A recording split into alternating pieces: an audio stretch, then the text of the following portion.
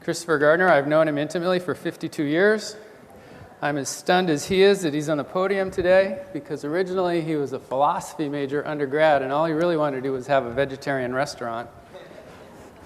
Somehow he ended up with a PhD in nutrition science, and SPRC gave him a shot, and he took it, and he's still here, and he's recruited 1,100 people and fed them and bled them. He's given them garlic and soy and ginkgo and vegetarian diets and the Atkins diet. And now he'll share some of those insights with you. Thank you very much, Dr. Gardner. It's a pleasure to be here. All right, so a few insights on tailoring dietary approaches for weight loss. Jerry, I think you'll get a kick out of some of this. I don't know if you've seen all this that we've been doing. So I was actually never really interested in weight loss. I wanted to be Dr. Phytochemical. That was my goal in life for a while until everybody kept asking me if I thought Atkins or Zone or Ornish were better. And I decided to jump into this foray and try to help people sort through the fiction versus nonfiction diet books. I don't know how successful we've been. There's a long way to go. But we did do a large study that's been cited many times. And we picked a spectrum of popular weight loss diet books. One of them in the middle is actually a health professional's approach, the Learn Manual.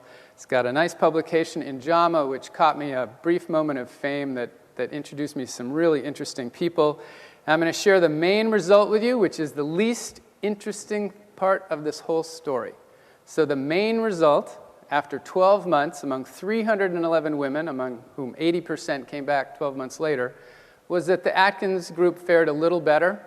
It was only statistically significant versus the Zone group, and the weight was coming back on faster than the other groups, so maybe that would have gone away. And I don't really want to hang my hat on this, other than to say, yeah, on average, they got some modest, very modest weight loss. And with the modest weight loss, they actually had a lot of improvements in triglyceride, blood pressure, things like that. But I've shown this slide many times. It was never in the paper, and I can't tell you how many people have asked me for this slide, because this is the 300 women in the study, each one represented by a single bar. This is their 12-month weight response. And so instead of capturing the average, this captures the heterogeneity. So even though there were some modest differences between groups or among groups, I think what's most striking is in all four of the diet groups with very different sets of recommendations, some women lost 20, 25, and 30 kilos. And within those same groups, some women gained 5 and 10 kilos. And so really, I think what's much more striking than the very modest differences among groups is that within every one of these four diet groups, there's a 30-kilo range of weight change over 12 months. And it seems like that's much more interesting than these modest among-group differences. And so I've seen a couple other folks report this same thing. Here's Bill Yancey, decided to plot these graphs out. The red line is obviously the average, and then all the individual very narrow black lines are the individual responses, which is just this huge, enormous variation. And in another study that compared some popular weight loss books, the average is the line that goes below zero, but really look at that amazingly different response of the people assigned to these diets, which is what this graph represents. So it's really not true that everybody who's overweight or obese are the same, as you've heard again and again from some of our speakers today. In fact, it really looks a lot more like this, and maybe this is part of the puzzle that we need to go after. Are there ways to target people? Can we use the TG-HDL ratio or some other simple method? So looking at this very crudely, and Jerry, don't get mad at me, this is all I had. I had fasting levels. I'd love to have your SSPG, but we didn't. I'm going to show you some of our data, but first I'll show you what got me started on that. I saw 3 different papers, good investigators, good journals, who found one way or another to get a hint at insulin resistance or insulin sensitivity, and it's amazing how it varies. I'm sure Jerry will agree. Some did 30 minutes into an oral glucose tolerance test, splitting at the median of the insulin level. Some did a fasting level where they broke them into less than 10, greater than 15, and got rid of the group in the middle. But however it was, they found that the more insulin-resistant-like folks were different in weight loss on low-carb versus low-fat diets. which you wouldn't see if you lumped everyone together.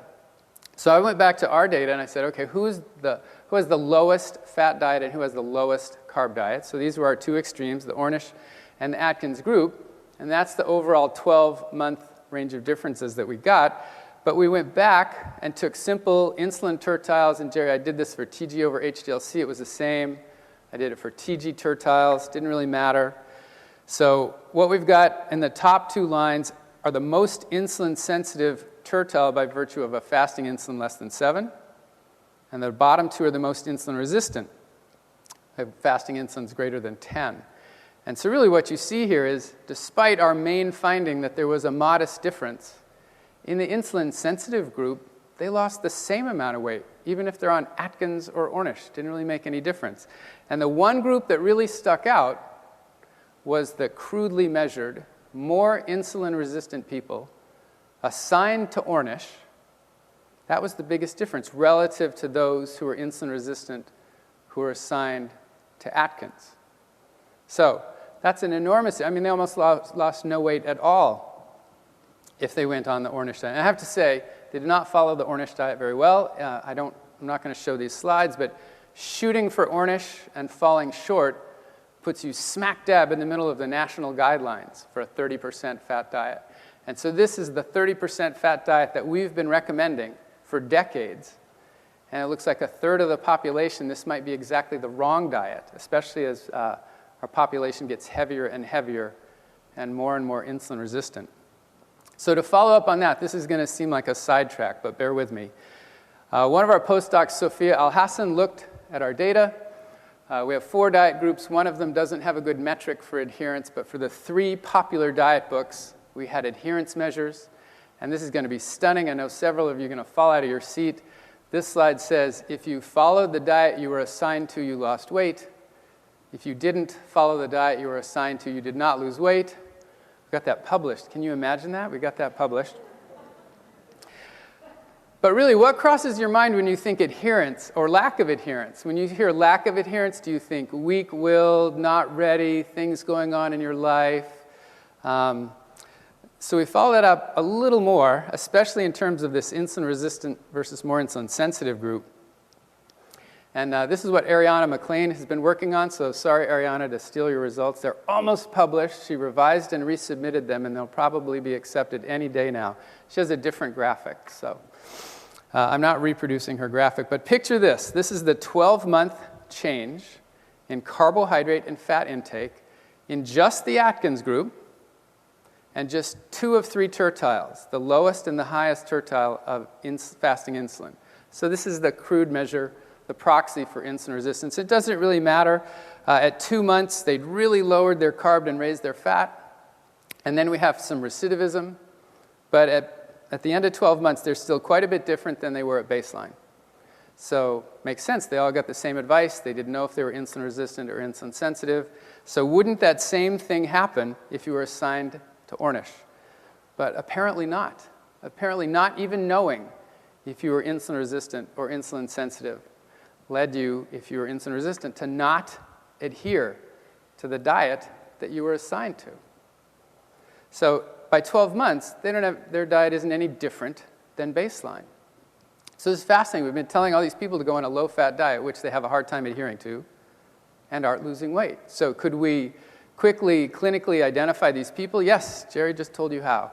You can do the SSPG if you have lots of time and money, or you can do a fasting measure of TG over HDLC, and you may be able to identify people who would do better on a low-carb, high-fat diet, which is completely contrary to our public health recommendations for so long. Now, I don't have time to show these results because I'm going to try to stick to my 10 minutes. We have some really interesting genotype data where a group from Massachusetts came up with this 3-SNP multi-locus genotype and genotyped our study population retroactively and looked at their response in weight loss to low-carb versus low-fat diets, and it worked. They could actually predict who would lose more weight based on this multi-locus genotype, and we probably got an R01 funded. We're in the 10th percentile. The project officer has been asking for all my just-in-time materials. Abby and John Ioannidis are and Manish are collaborating on this with me, and we'd be anxious to hand our blood samples over to the immune group for immune profiling, or give Tracy some fat cells so that she can look at some adipocyte differentiation. So that's coming, and later in the day, if anybody has any ideas, we haven't started this. It'll be 300 or 400 people. We're going to genotype them. We're going to randomize them to low carb and low fat. They're going to lose some weight. Some will be more insulin resistant to start with. Some will get better after they lose weight. So there might be some fun follow-up here. And lastly, I'm just going to whiz past this one. We did a study that didn't work very well with sleep. We recruited insomniacs who were overweight and didn't tell them this was the purpose of the study. But we randomized them to cognitive behavioral therapy, so we'd fix their insomnia before they tried to work on their diets. And I'm out of time, so I'm not going to show that one. And I will just say that I'll do a shameless self-promotion a month from today. In this same room, we'll hold Food Summit 2, where we'll get beyond diet as nutrients and look at diet and the economic, legal, educational, earth science perspectives that drive people's motivations, much as Tom was just speaking about. Thanks. The preceding program is copyrighted by the Board of Trustees of the Leland Stanford Junior University.